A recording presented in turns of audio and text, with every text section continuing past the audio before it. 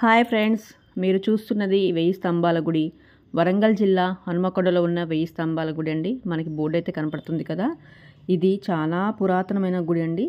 క్రీస్తు శకం 1163లో కాకతీయ రాజు ఒకటవ రుద్రవదేవుడైతే ఈ ఆలయాన్ని నిర్మించాడు.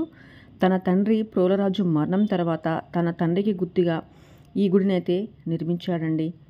పేరులోనే ఉంది కదండి 1000 స్తంభాలు. ఇవి లెక్కించడం మనకి కష్టం, కానీ ప్రతి ఒక్క పిల్లర్కి, ప్రతి ఒక్క స్తంభానికి 1 నుండి 1000 వరకు నెంబర్స్ అయితే ఉంటాయండి.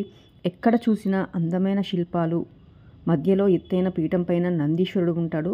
దీనిని త్రికూట ఆలయము అని అంటారు. 25 మీటర్ల విస్తీర్ణంలో ఉంటాయి.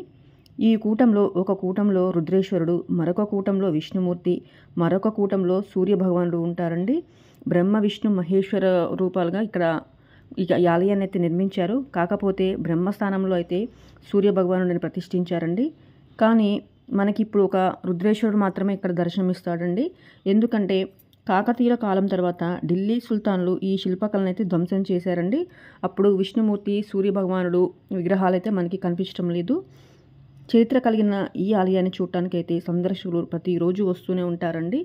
మనకి ఈ ఆలయము నక్షత్రాకారంలో కనపడుతుంది పైనుంచి చూస్తుంటే. ఈ దేవాలయం గుడి నిండా శివలింగాలు కనుల విందు చేస్తాయి.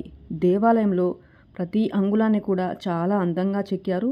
ఉత్తర ముఖాన నందీశ్వరుడు ఉంటాడు. నాట్య మండపాలు ఉంటాయి. 1000 స్తంభాల గుడి దక్షిణముఖంగా నిర్మించారు. సూర్యకిరణాలు శివుడి మీద అయితే నేరుగా పడతాయండి. ఇక్కడ చూశారు కదా ఫ్రెండ్స్, ఎలా ఉందో 1000 స్తంభాల గుడి. చాలా అద్భుతంగా అయితే ఉందండి. అప్పటి పూర్వ రాజులు కానీ పూర్వీకులు చాలా అందంగా చెక్కారండి. అసలు అడుగడుగునా కూడా ఎక్కడ చూసినా అందాలే ఒలుకుతాయి మనకి. చూస్తున్నారు కదా ఎంత బాగుందో ఈ టెంపుల్ అయితే. నేనైతే లోపల రుద్రేశ్వరుడు శివలింగం అయితే నేను వీడియో తీయలేదండి. ఎందుకంటే అక్కడ బోర్డు మీద రాశారండి ఫొటోస్ తీయకూడదు అనేసి. సరే, మనమైతే రూల్స్ని క్రాస్ చేయకూడదు అనేసి నేనైతే వీడియో అయితే తీయలేదండి. ఇక్కడ బ్రహ్మసూత్ర శివలింగం ఉంటుందండి. బ్రహ్మసూత్ర శివలింగం అంటే ఏంటంటే 100 శివలింగాలకి చేసిన పూజ ఈ ఒక్క శివలింగానికి మనం చేస్తేనే అంత పుణ్యం వస్తుందండి.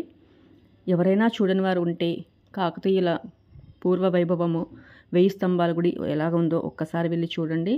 చాలా బాగుంటుందండి. చూశారు కదా, నందీశ్వరుడు కూడా ఎంత ఉట్టిపడేలాగా ఉన్నాడు.